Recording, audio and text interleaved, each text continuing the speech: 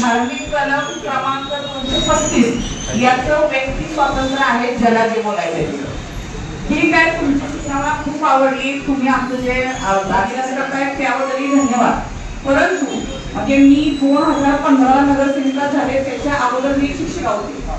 तर तेव्हापासूनचे काल देवेंद्रजी फडणवीस सीएम साहेब आले तेव्हापर्यंतची भाषणं काढायची, ज्याच्यामध्ये महाराष्ट्राचं आराध्य दैवत कुलस्वामिनी तुळजाभवानी, कोल्हापूरची आई अंबाबाई, स्वराज्य संकल्पक छत्रपती शिवाजी महाराज, स्वराज्य संस्थापक छत्रपती शिवाजी महाराज, स्वराज्य संरक्षक छत्रपती संभाजी महाराज, श्रीमंत शाहू महाराजजी, भारतीय घटनेचे शिल्पकार डॉक्टर बाबासाहेब आंबेडकर, स्त्री शिक्षण चळवळीच्या उद्गात्या पहिल्या महिला शिक्षिका सावित्रीबाई फुले, त्यांना त्यांनी शिकवले असे ज्योतिराव फुले घडवले त्यांनी, साहित्यरत्न अण्णाभाऊ साठे. जर हे वाक्य नसतील तर मी आज राजीनामा मागवला बोलत असताना माणसानं विचार करून बोलावं.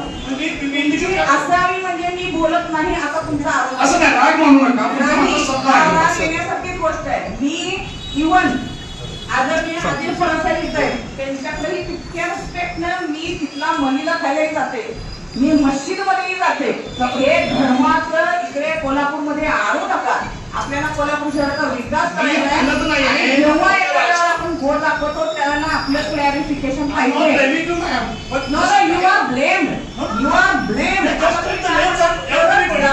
केव्हा होतो ज्याला तुम्ही करत नाही तेव्हा नो ना आय एक्सेप्टेड.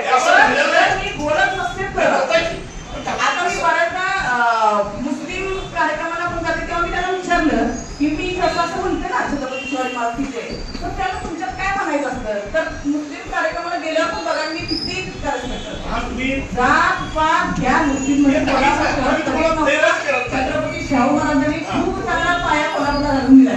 त्यामुळे don't react such a police.